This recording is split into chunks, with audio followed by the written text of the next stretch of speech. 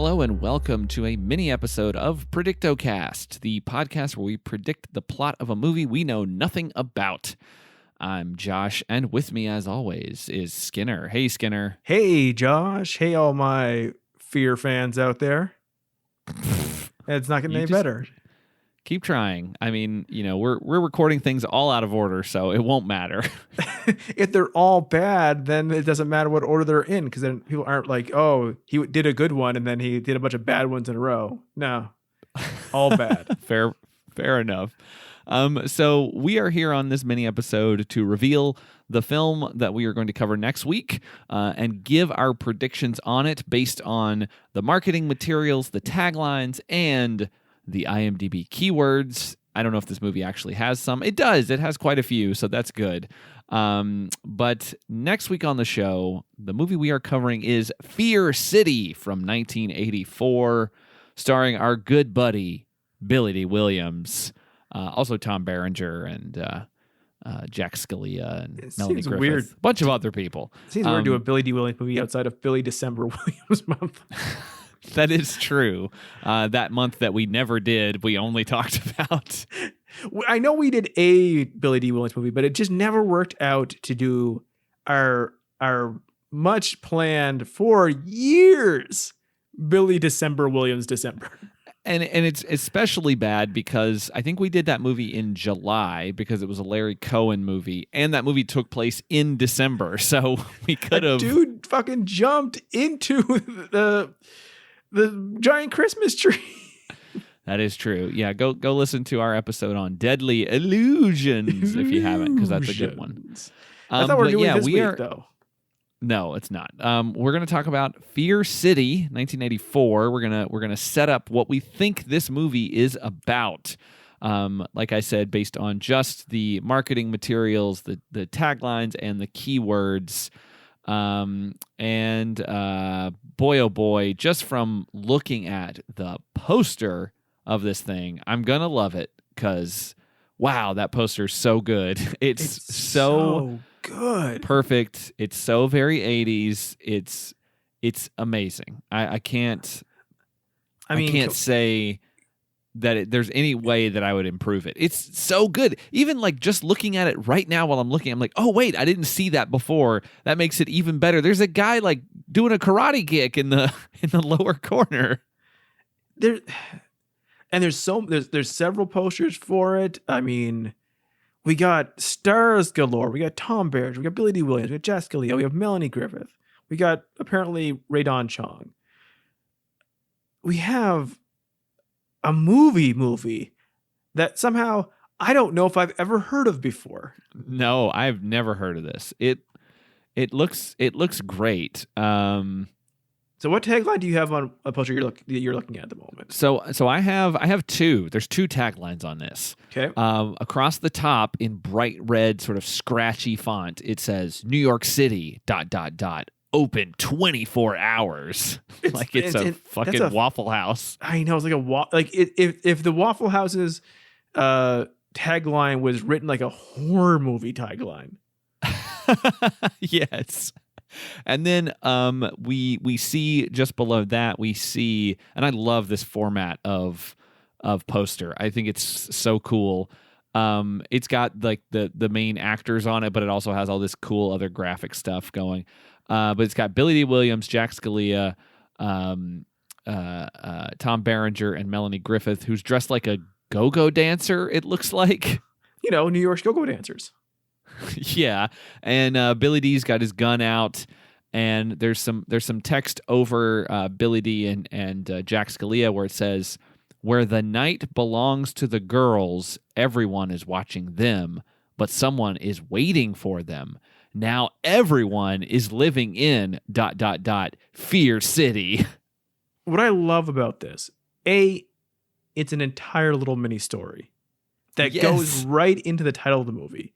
B, it makes this is what posters sense. used to be. They used to tell you the entire fucking story on the movie poster, and you still went. It still went, and like this one, it starts in the middle. It starts in the middle of a sentence.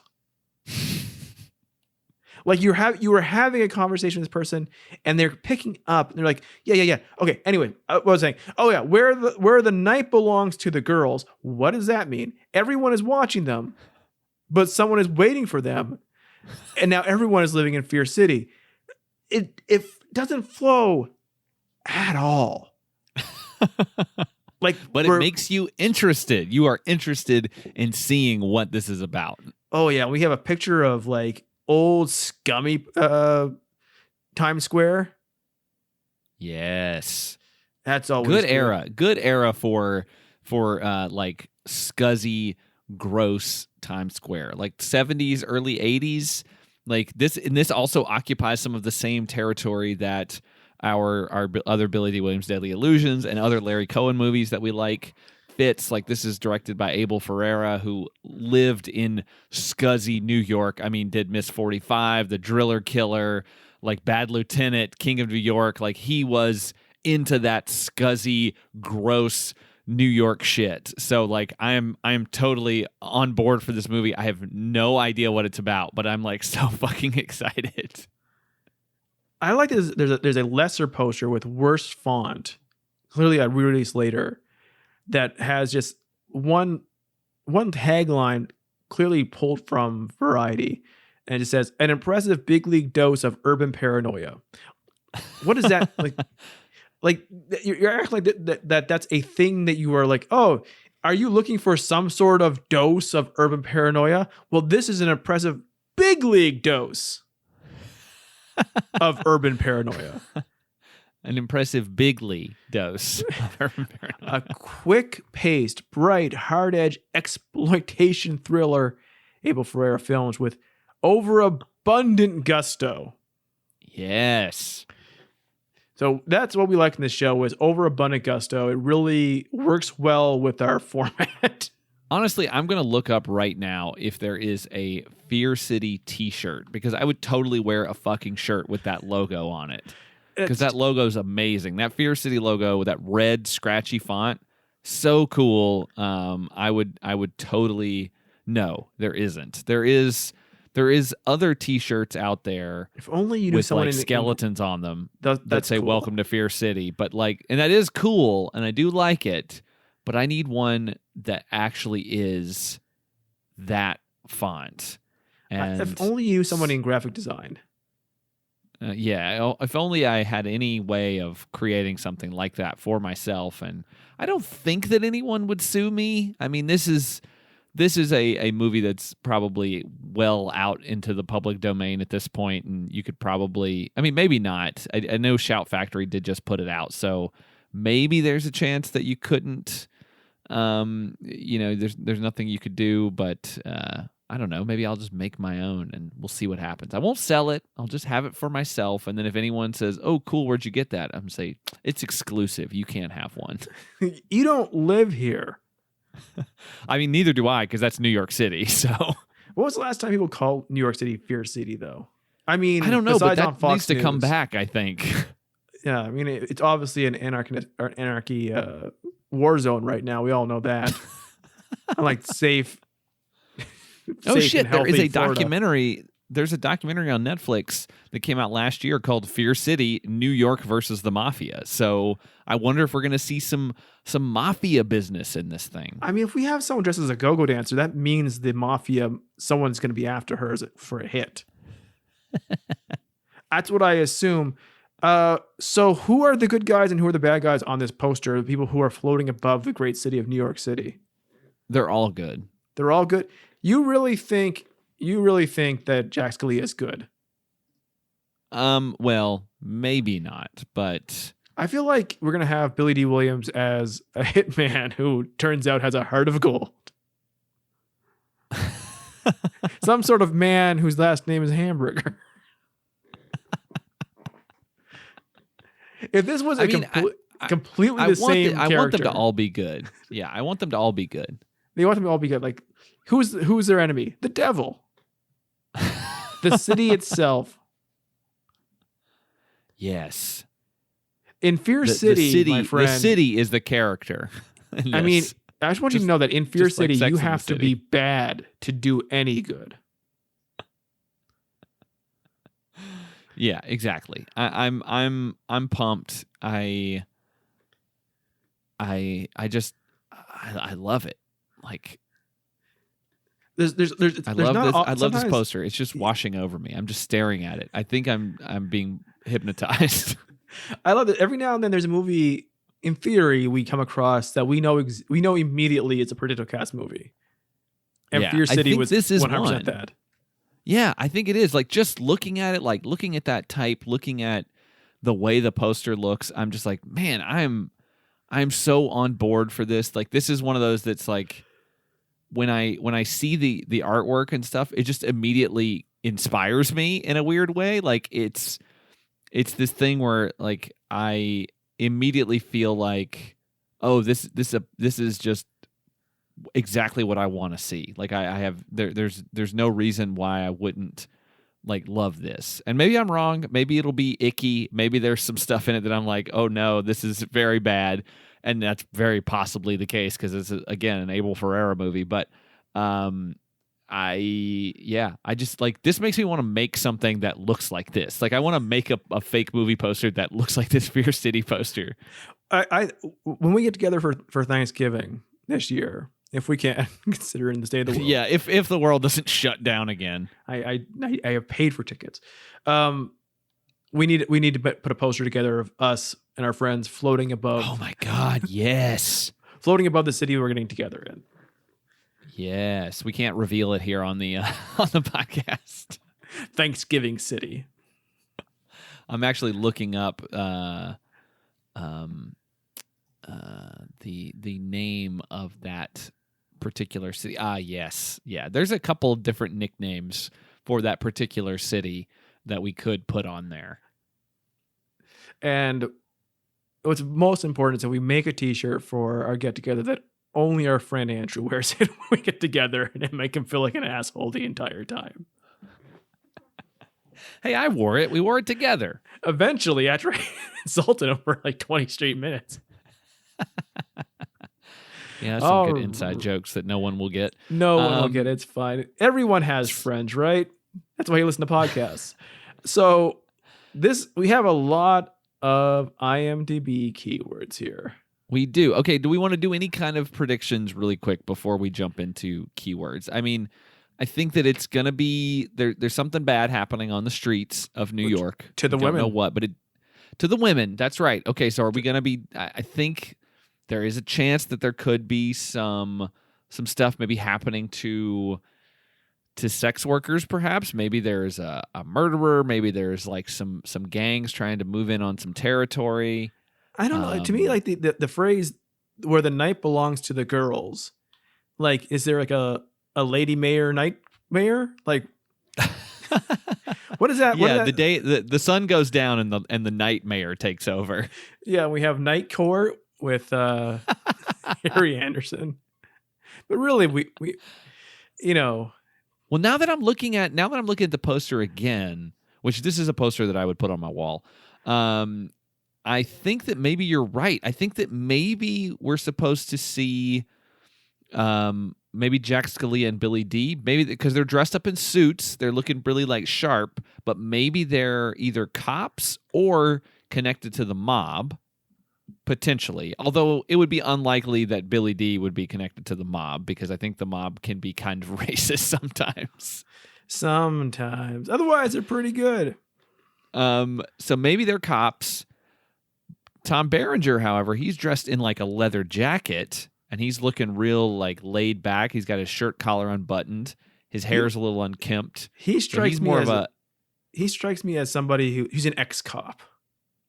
Ooh, I like that. Maybe, yeah. Maybe he got in trouble and he's not on the force anymore. Maybe he quit because he realized it was all very corrupt and he was the one good guy. Yeah, and now he follows the rule of the land by the real leaders of New York City. The girls. The night mayor. The night mayor. He reports to the night mayor, which now that we keep saying that, I realize that it just sounds like nightmare. That might be our accents. Which could be either a nightmare, like a bad dream, or a nightmare, like a horse that only appears at night. It all works here in Fear City. That's right. Oh my God. Is there going to be a horse that is in control of New York after dark? If I want to see Billy D. Williams chase after somebody on a horse in this movie. Oh, yes. Yeah. You can't go out after dark, though, because the horses roam free and they will kill you. They will kill and eat you. That is a fact. They're very large beasts. So I wonder if maybe it's not like a sex worker thing, then maybe she, because of her like outfit, maybe she's in some sort of theater show. Like maybe she's like a dancer at like a club or something. And because, you know, New York is a little scuzzy, but they still had that kind of theater thing. But maybe she's in like a sort of a burlesque review kind of thing. Oh, and a little something like a little movie called The Mask. Yes, exactly. She is like, and she does actually look a little bit like Cameron Diaz in The Mask. So there you go. And Tom Berenger's our Stanley Ipkiss. I'm trying to picture his face moving that much. I can't see it. But yeah, maybe so she's like a dancer, and maybe there's somebody like maybe they're trying to shake her down to get money, because they control the theater scene or something, and they control the theater district. Maybe, and so Tom Berenger's got to help her.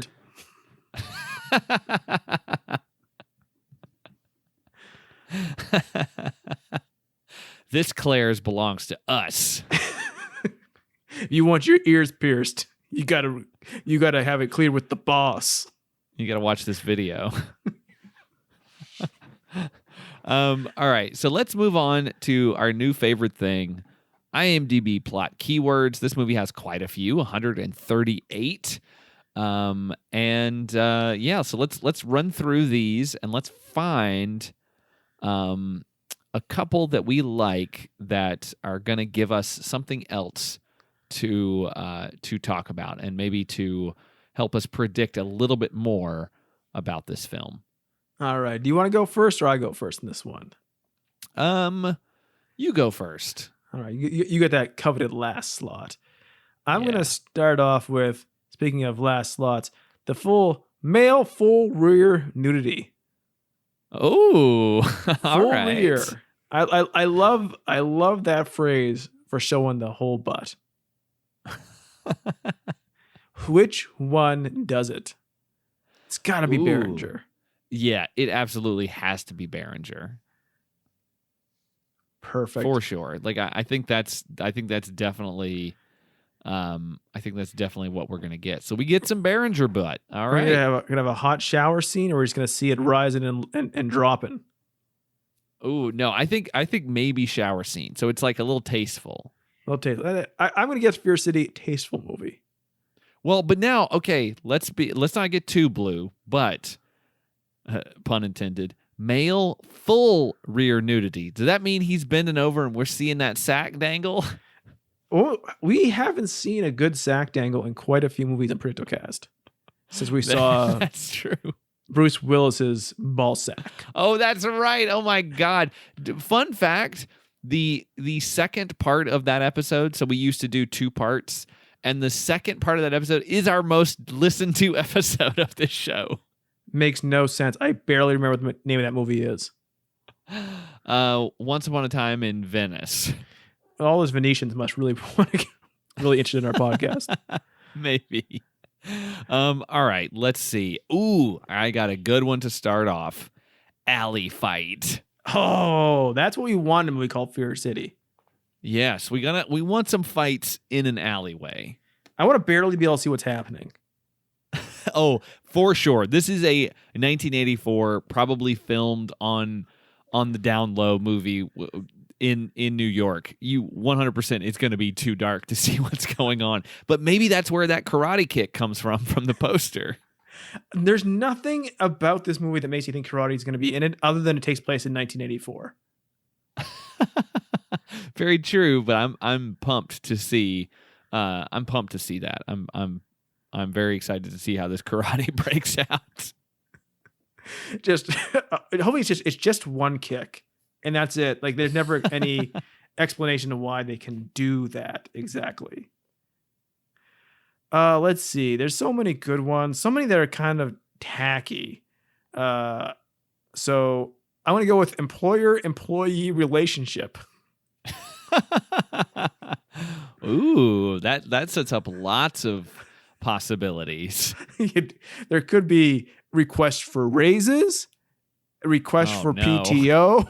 There's all kinds of things it could be. Oh, I thought you were talking about like sexual requests. No, this is purely business. I've logged HR would be into very our company upset. portal and requested time off. Okay, thanks. I'll approve it. At Fear City Inc.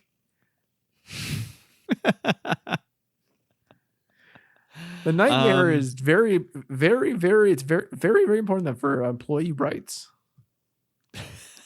Yes.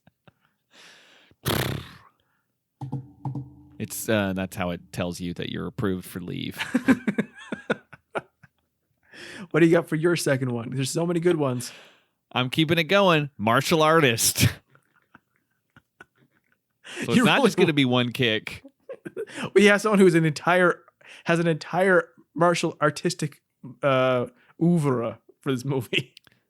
Yes. I want to see how that happens because I think this is the era like late 70s, early 80s where you would just break out martial arts and you don't know why. Like there'd just be somebody who starts doing karate and you're like, why is that happening? Was Berenger in any karate movies? Ooh, I don't know. It's totally possible. I'm not super familiar with his all of his work. I mostly know him as like being a very gruff guy who doesn't like teaching bad kids in inner city schools, but maybe that's why like he's just the meanest teacher there and he's created an entire city of fear.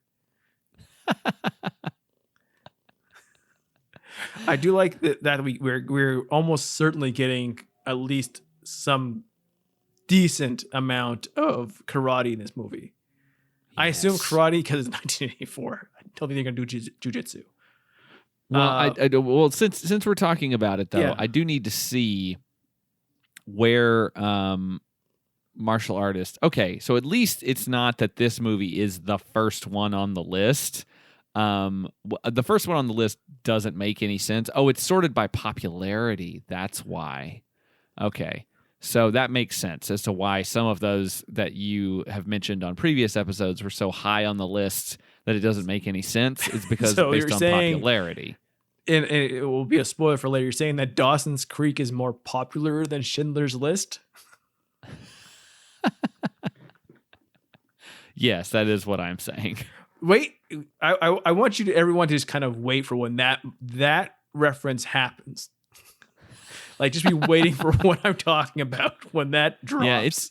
Yeah, it's coming soon, but yeah, just that's a little spoiler for you for an upcoming episode.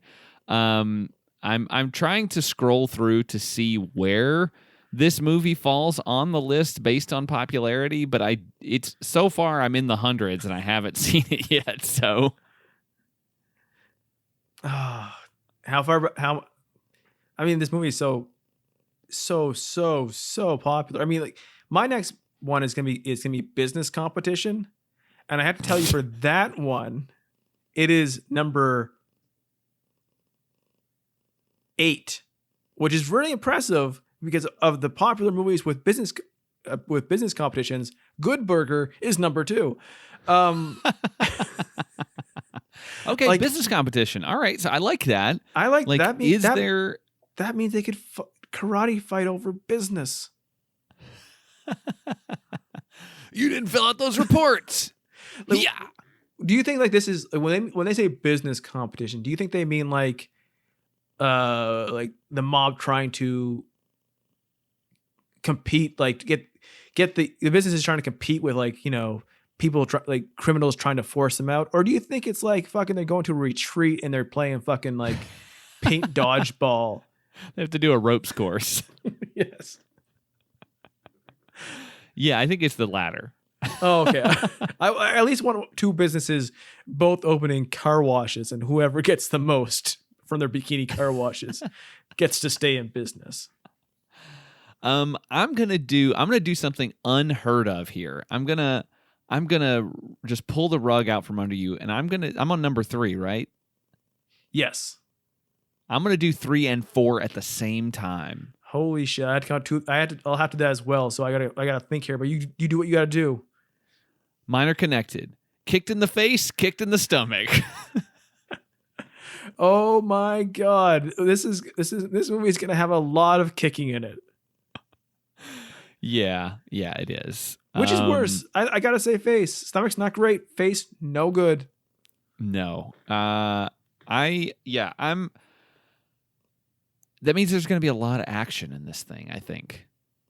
I feel like there's going to be a lot of action, but at the same time, with my next 2 picks, I'm worried that there's not going to be. Like, first of my 2 picks for 3 and 4. Oh, you're 4 and 5. 4 and 5. I'm just gonna pick 4 then. And this one is actually picked by my cat who was sleeping in my lap. I'm going with oversleeping.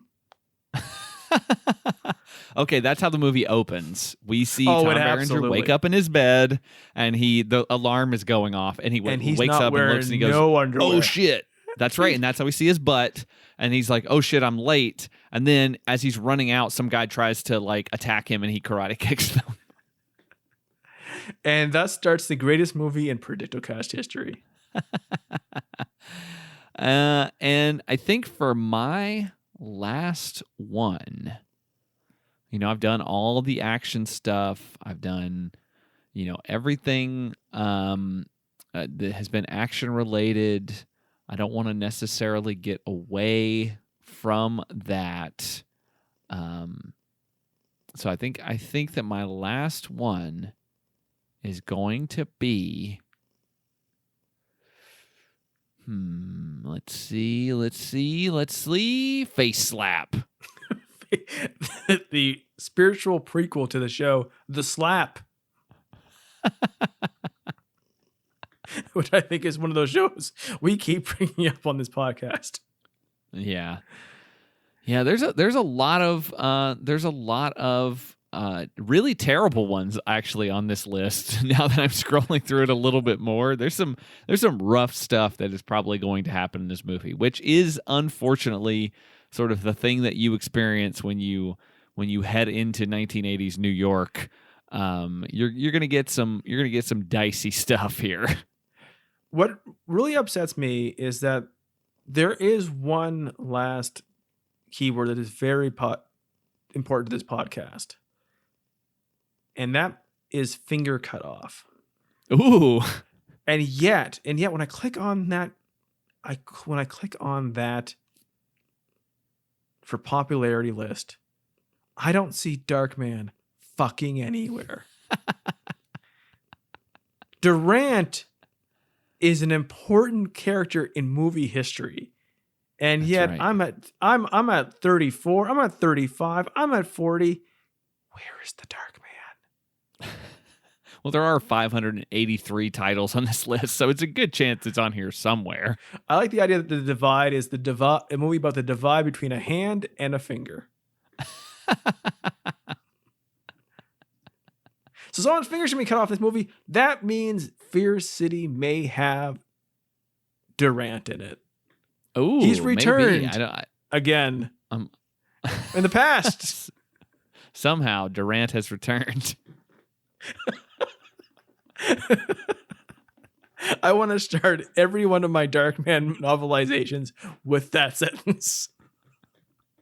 Yes, yeah, exactly. And then you don't get to him until like 4 or 5 chapters in. Right. Somehow Durant has returned. But I think this is the perfect place to wrap up this mini episode on Fear City. I'm so pumped to get into it. I feel like this is one that I'm going to enjoy, as scuzzy and bad as it might end up being. I feel like that poster has really set me up for something that I'm going to enjoy. I hope. We'll see. Like I've been burned before, but I'm going to be optimistic going into it. Fantastic. I like an optimistic Josh because he comes back in part 2 with a very flat voice. Well, if you want to see if that happens, you're going to have to join us next week on the show when we talk all about Fear City. But until then, I've been the Nightmare, Josh. I've been my cat's chair, Brian.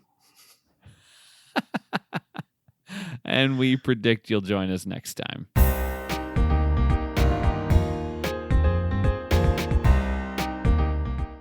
If you like the show, subscribe, rate, and review us over at Apple Podcasts. We're on Twitter and Instagram at predictocast, and you can find our entire back catalog at predictocast.com. Our theme music is by Kyle Sledge. Find more of his work at soundcloud.com/geistmusic. As always, thanks for listening.